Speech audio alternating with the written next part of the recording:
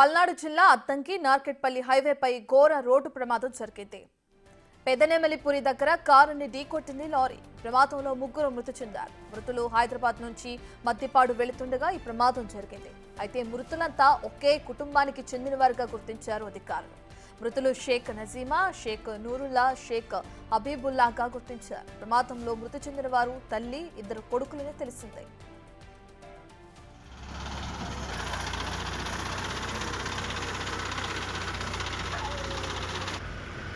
Accident కి సంబంధించిన పూర్తి డీటెయిల్స్ మా ప్రతినిధి సాయి శంకర్ అందిస్తారు. రైట్ సాయి శంకర్.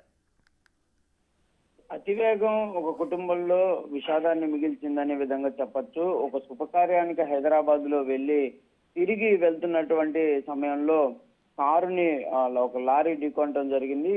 ఈ ప్రమాదంలో ఒకే కుటుంబానికి చెందినటువంటి తల్లి, ఇద్దరు కొడుకులు అక్కడికక్కడే మృతి చెందినటువంటి సంఘటన రాజుపాలెం మండలం పెదనెమలిపూరి దగ్గర నార్కెట్పల్లి హైవే పైన జరిగింది. అయితే ప్రమాదానికి గల కారణాలు మాత్రం పోలీసులు అతివేగమే కారణం అనే విధంగా కూడా చెప్తున్నట్లు తెలుస్తుంది.